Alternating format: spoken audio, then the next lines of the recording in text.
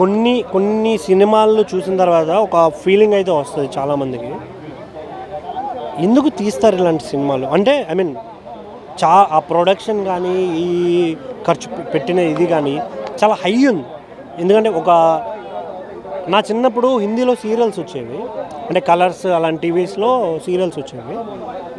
అవి చూసేవాడిని. అరే థియేటర్కి వచ్చిన తర్వాత చాలా రోజుల తర్వాత ఒక సీరియల్ చూశాను నేను అనే ఫీలింగ్ వచ్చింది. ఏంటి అంటే చాలా డ్రాగ్ ఉంది. వాళ్ళు తీసుకున్న పాయింట్ అనేది చాలా సింపుల్.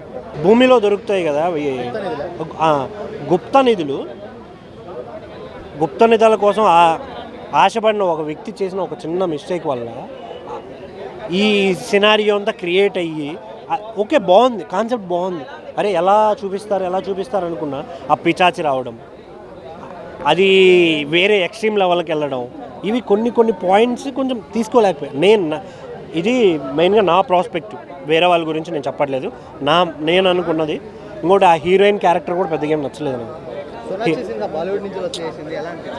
అవి వాళ్ళకి నచ్చుతాయన్న. మన క్యారెక్టర్లు రియలిస్టిక్గా ఉండాలి. ఒక దేవత కానీ ఒక దెయ్యం కానీ ఏదైనా పర్లేదు, రియలిస్టిక్గా ఉండడం ఇంపార్టెంట్. కొన్ని చోట్ల ఏంటంటే ఏంట్రా ఈ సీన్ ఎందుకు ఇది అనే ఫీలింగ్ వచ్చింది నాకు కొన్ని చోట్ల. ఇంకోటి క్లైమాక్స్ ఒక్కటి చాలా బాగా అనిపించింది అన్న. విజువల్ ఫీస్ట్ లాగా అనిపించింది తప్ప క్లైమాక్స్ విజువల్స్లో కొన్ని చాలా బాగున్నాయి. కొన్ని ఫ్రేమ్స్ కానీ కొన్ని చాలా బాగున్నాయి. ఇంకొన్ని చూడాలన్నా కూడా ఏంట్రా నాకు ఇంత ఇబ్బంది. బ్యాక్గ్రౌండ్ స్కోర్ పెద్దగా ఏం లేదు, ఒకటే సాంగ్ ఏదో బాగుంది. ఇంకొకటి మన తెలుగు యాక్టర్స్ అలేఖ్య రెడ్డి కానీ దాని తర్వాత రవి గారు కానీ కొందరు యాక్ట్ చేశారు. వీళ్ళు తీసేసి ఉంటే ఇది హిందీ సీరియల్ అయ్యేదేమో అనే ఫీలింగ్ ఉంటుంది. ఇండైరెక్ట్గా కాదు డైరెక్ట్గానే అనిపించింది. ఓవరాల్గా చూసుకుంటే ఏదో ఉందన్న, నాకైతే అంతగా నచ్చలేదు. సీరియల్ బెస్ట్ అనిపించింది. సినిమాలో హైలైట్ ఏంటంటే సుధీర్ బాబే హైలైట్ అన్న. సుధీర్ బాబు ఇంతకుముందు ఏ సినిమాలో ఇలాగా కనిపించలేడు. ఆయన డ్రెస్సింగ్ స్టైల్ కానీ, ఆయన బాడీ లుక్ కానీ, ఆయన ఇంటెన్సిటీ కానీ, ఆయన యాక్టింగ్ కానీ, ఆయన క్లోజప్ షాట్స్ ఇన్ని రోజులు మేము ఎక్కువ చూడలేదు. దీనిలో క్లోజప్ షాట్స్ వేరే లెవెల్. ఇంకోటి ఏంటంటే ఆయన మామూలుగా మాకు పర్సనల్గా చాలా మాకు తెలిసిన ఇది, ఆయన యాక్చువల్గా బేర్ ఫుట్లో నడవలేడు, చెప్పులు లేకుండా నడవలేడు. దీనిలో చెప్పులు లేకుండా తాండవం చేసినాడు, శివతాండవం. అది వేరే లెవెల్. ఇంకోటి చెప్తున్నా, మన బాలీవుడ్ యాక్టర్ సోనాక్షి సిన్హా కూడా పిచ్చిగా చేసింది యాక్టింగ్. చెప్తున్నా కదన్నా, లార్డ్ శివ హర మహాదేవ్ దేవుడు ఏదైతే సినిమాలో కనిపిస్తుందో బ్లాక్ బస్టర్. ఈ సినిమాలో కనిపించాడు. ఇంకోటి అరుణాచలం పెద్ద ప్లస్ పాయింట్.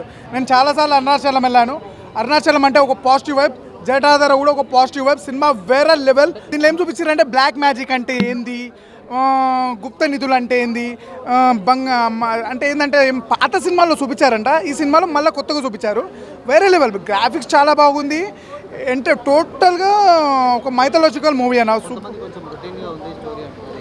ఎన్ని రొటీన్ లేవన్నా, వచ్చే సినిమాలు అన్ని రొటీన్. ఇంకో ఆ సినిమా వచ్చింది, ఆ సినిమా చూస్తారు కదా, 2 ఏళ్ళు అయింది, 2 పార్లు వేసి మళ్ళీ 3 పార్లు పెట్టిండు. చూడలేము ఆ సినిమా.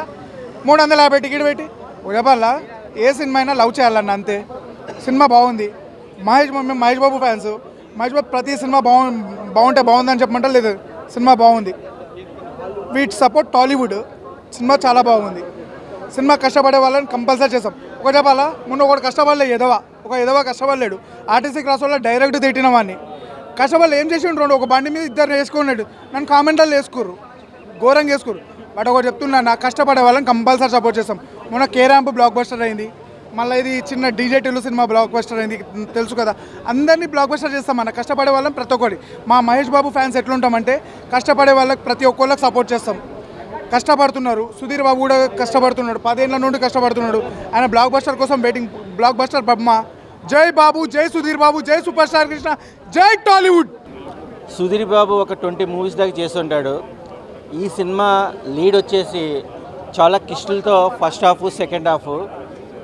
డైరెక్షన్, ప్రమోషన్ కూడా చాలా బాగా చూపించాడు. మనం హర్రర్ మూవీస్ ఎన్నో చూస్తుంటాము. సుధీర్ బాబు గారిది వన్స్ అప్ టైం ప్రేమ కథ చిత్రం చూసాము.